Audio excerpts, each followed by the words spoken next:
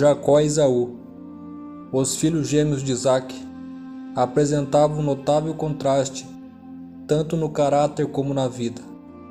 Esta dessemelhança foi predita pelo anjo de Deus antes de seu nascimento, quando, em resposta à aflita oração de Rebeca, ele declarou que 2 filhos lhe seriam dados.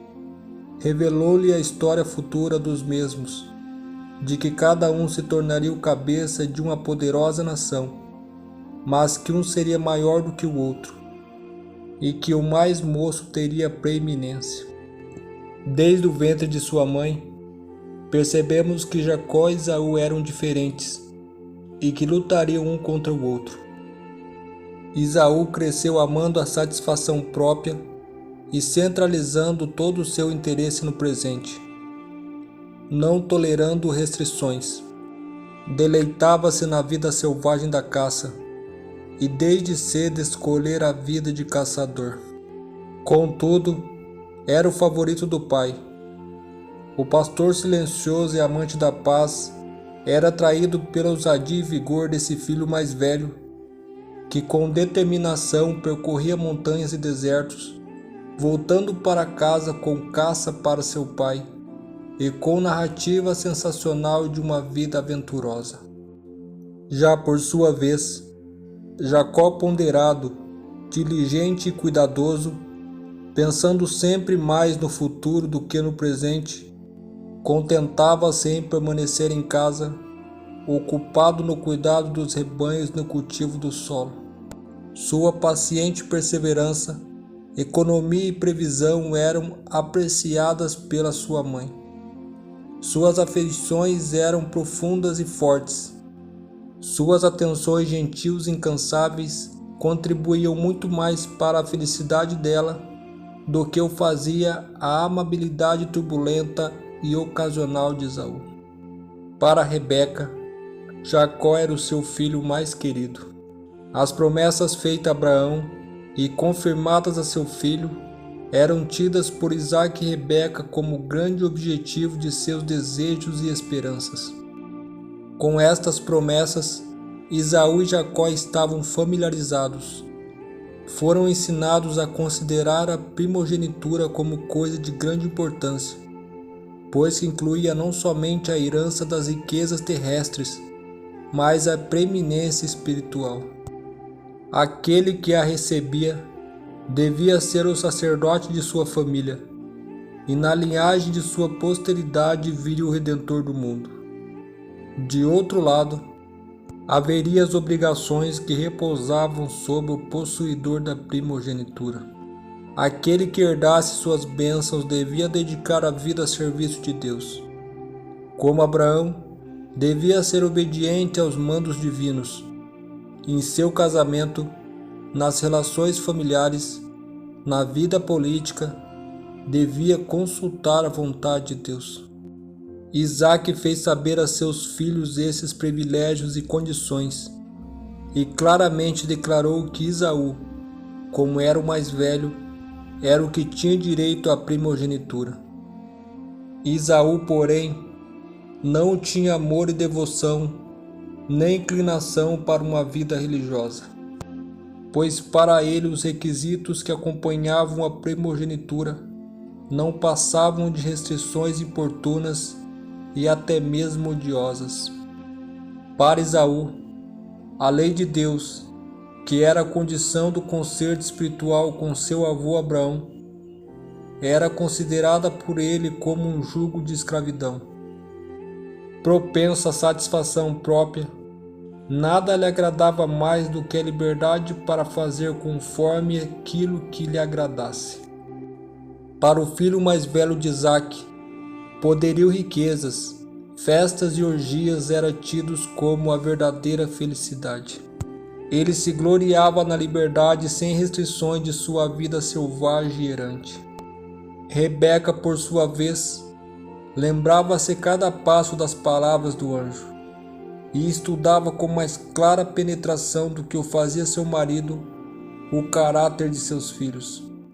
E quanto mais percebia a diferença entre os dois, ficava cada vez mais convicta de que a herança da promessa divina não destinava-se a Esaú, e sim a Jacó. E quanto a isso, ela repetia a Isaque as palavras do anjo e lhe informava constantemente as suas percepções quanto a seus filhos. Entretanto, as palavras de Rebeca eram em vão, e nada mudava a mente de Isaque, pois as suas afeições estavam centralizadas no seu filho mais velho, e ele era inabalável em seu propósito. Mediante ao fato, Rebeca via que algo precisava ser feito.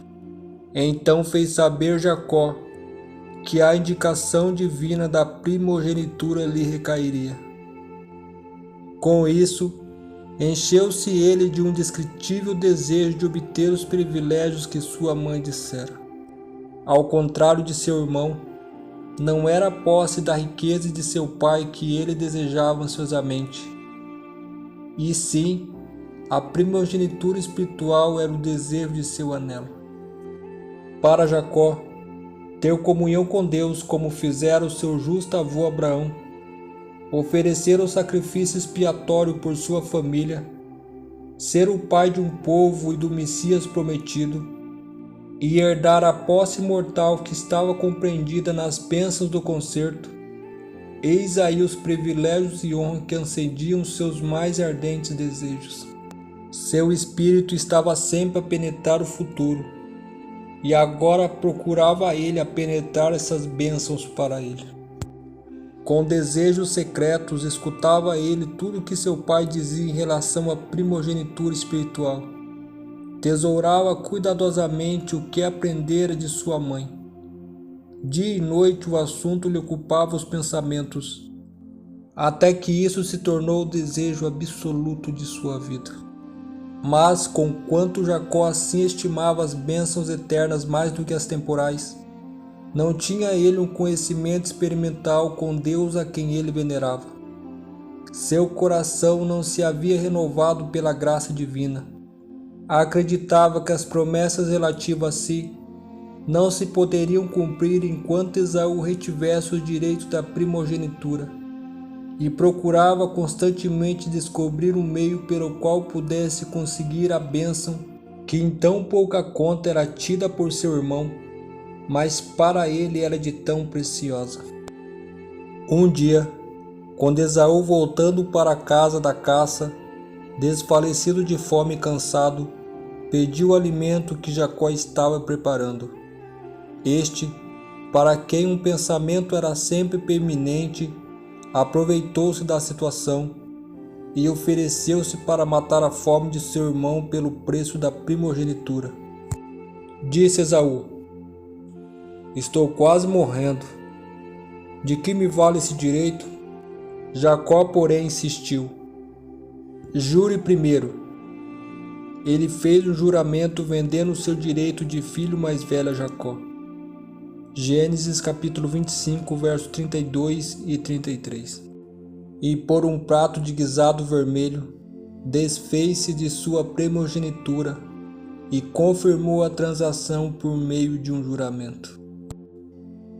Um pouco de tempo, quando muito, ter-lhe-ia assegurado o alimento nas tendas de seu pai, mas para satisfazer o desejo de momento, indiferentemente fez permuta da gloriosa herança que o próprio Deus prometera a seus pais. Todo o seu interesse estava no presente. Estava pronto para sacrificar as coisas celestes pelas terrestres, para trocar um bem futuro por uma satisfação momentânea. Assim que dispôs dela, experimentou uma sensação de alívio. Agora seu caminho estava desimpedido e podia fazer como quisesse. Por este prazer desenfreado, erroneamente chamado liberdade, quantos ainda estão a vender o seu direito de primogenitura a uma herança pura e incontaminada eterna nos céus? Devido à sua indiferença para as bênçãos e preceitos divinos, Esaú é nas Escrituras chamado profano. Assim está escrito no livro de Hebreus: que não haja nenhum imortal ou profano como Esaú, que por uma única refeição vendeu o seu direito de herança como filho mais velho. Hebreus capítulo 12, verso 16. A vida de Esaú representa aqueles que têm em pouco valor a redenção a eles comprada por Cristo, e estão prontos para sacrificar sua herança no céu por amor às coisas perecíveis na terra. Multidões vivem para o presente, sem qualquer pensamento ou cuidado pelo futuro. Como Esaú clamam: comamos e bebamos, porque amanhã morreremos. 1 Coríntios capítulo 15, verso 32. Pessoas assim são governadas pela inclinação e, de preferência a praticar a abnegação, renunciam às mais valiosas considerações. Quantos, mesmo em confessos cristãos, aderem a certas satisfações que prejudicam sua saúde espiritual e que embotam as sensibilidades da alma. Quando se apresenta o dever de se purificarem de toda a imundície da carne e do espírito, aperfeiçoando a santidade no temor de Deus, escandalizam-se. Veem que não podem reter essas nocivas satisfações e ao mesmo tempo alcançar o céu, e concluem que, visto ser o caminho dos céus tão estreito e com tantas restrições, preferem não andarem nele, pois não enxergam prazer algum em fazer. Infelizmente, multidões estão a vender seu direito de primogenitura pela satisfação sensual. A saúde é sacrificada, as faculdades mentais enfraquecidas. Assim perdem a vida celestial por um simples prazer temporário. Assim como Esaú despertou-se para ver a loucura de sua permuta precipitada, quando era demasiado tarde para recuperar sua perda, assim será na volta de Jesus para aqueles que trocou sua herança no céu pelas satisfações deste mundo. Passado algum tempo, Jacó teve um sonho. Sonho este que veremos na nossa próxima lição. Que Deus os abençoe e até a próxima.